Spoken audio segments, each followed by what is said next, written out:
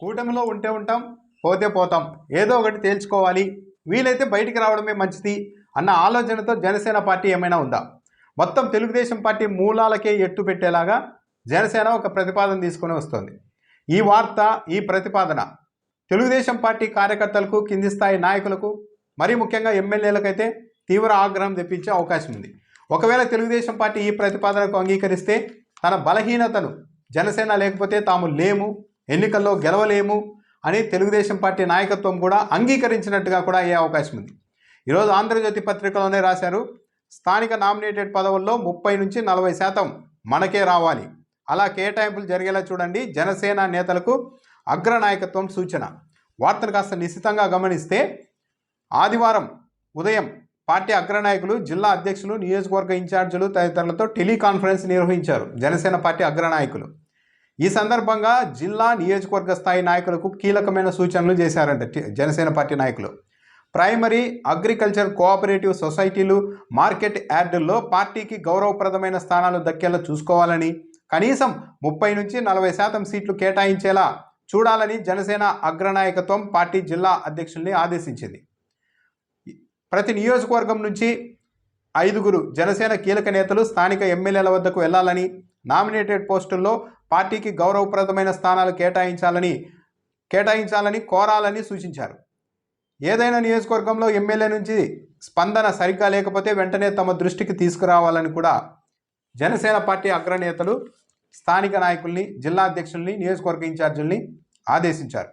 ముఖ్యంగా MLA, MP ఎన్నికల్లో ఎలాగైతే కేడర్ పనిచేసిందో సర్పంచ్ ఎన్నికల్లో కూడా అలాగే పనిచేసేందుకు సిద్ధంగా ఉండాలని పిలుపునిచ్చింది. జనసేన నాయకులకు, కేడర్కు గుర్తింపు ఇవ్వడం లేదని, 10% పనులు కూడా జరగడం లేదని అగ్రనాయకుల దృష్టికి అయితే ఆ టెలికాన్ఫరెన్స్లు కింది స్థాయి నాయకులు తీసుకెళ్లారట. మరీ ముఖ్యంగా గోదావరి జిల్లాలు, రాయలసీమ జిల్లాల నాయకులు ఈ విషయాన్ని ప్రస్తావించారు.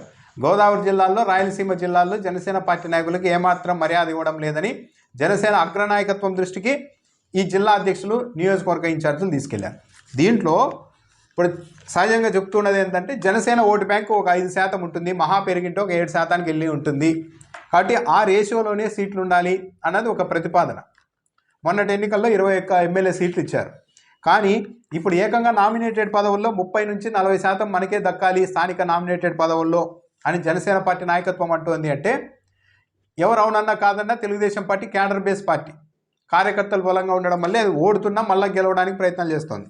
అలాంటప్పుడు స్థానిక సంస్థల స్థానిక నామినేటెడ్ పదవుల్లో ఏకంగా 30 నుంచి 40% జనసేన పార్టీ వాళ్ళకి ఇచ్చేయడము అంటే తెలుగుదేశం పార్టీ క్యాడర్ ఆ మేరకు నష్టాన్ని చవిచూడడమే అవుతుంది. ఏకంగా 30 నుంచి 40% అడుగుతున్నారంటే ఇక ఎలాగైనా సరే తాడో పేడో తేల్చుకోవాలి, ఎంతవరకు లాగాలో అంతవరకు లాగాలి అన్న ఉద్దేశంతో జనసేన పార్టీ వెళ్తుందా? పైగా 5 కీలక నేతలు ప్రతి నియోజకవర్గంలో ఎమ్మెల్యే దగ్గరికి వెళ్ళి, అంటే టీడీపీ ఎమ్మెల్యేలు ఎక్కువ ఉంటారు, అక్కడికి వెళ్ళి మా పార్టీ వాళ్ళకు నామినేటెడ్ పదవులు కేటాయించండి ఈ స్థాయిలోనే కోరినప్పుడు తెలుగుదేశం పార్టీకి సంబంధించి ఏ నాయకుడు కూడా, ఏ ఎమ్మెల్యే కూడా అంగీకరించే అవకాశం ఉండదు. 30 నుంచి 40% పదవులు జనసేన వాళ్ళకి ఇచ్చేస్తే ఆ మేరకు తన వెంట ఉన్న టీడీపీ నాయకులకి, కార్యకర్తలకి నష్టం వాటిల్లుతుంది.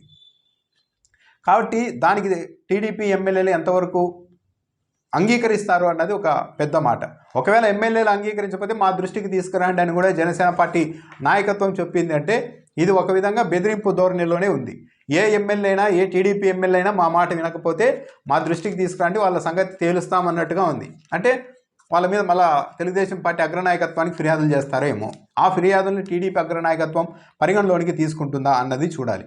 30 నుంచి 40% నామినేటెడ్ పదవులు అడుగుతున్న వాళ్ళు, స్థానిక నామినేటెడ్ పదవులు అడుగుతున్న జనసేన పార్టీ, ఇక ఆ తర్వాత సర్పంచ్ ఎన్నికల్లో, ఎంపీటీసీ, జెడ్పీటీసీ ఈ ఎన్నికల్లో కూడా ఇదే రేషియోలో మాకు వాటా ఇవ్వాలి అని అడిగితే ఇక తెలుగుదేశం పార్టీ మెల్లమెల్లగా తన బలాన్నంతా జనసేన పార్టీకి, తన ఆహ్వానంతా, తన ప్రభావాన్నంతా జనసేన పార్టీకి అప్పగిస్తూ వెళ్ళినట్టు అవుతుంది.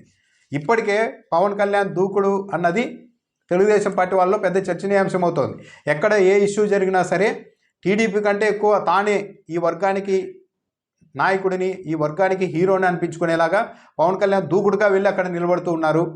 హిందువుల్లో ఒక సెంటిమెంట్ తెచ్చే ప్రయత్నంలో తిరుపతి లడ్డు అంశం వస్తే చంద్రబాబు నాయుడు కంటే దూకుడుగా పవన్ కళ్యాణ్ కాషాయం దుస్తులు వేసుకొని నేనే హైందవ సనాతనవాదిని అని ప్రకటించుకొని ఆ వర్గంలో కూడా పట్టు సాధించేందుకు ప్రయత్నించారు. ఉద్యోగులపైన దాడి జరిగినా కూడా ఆయనే వెళ్తున్నారు. ఇవన్నీ చూసిన తర్వాత ఇప్పుడు ఏకంగా 30 నుంచి 40% స్థానిక నామినేటెడ్ పదవుల్లో వాటా అడుగుతున్నారు.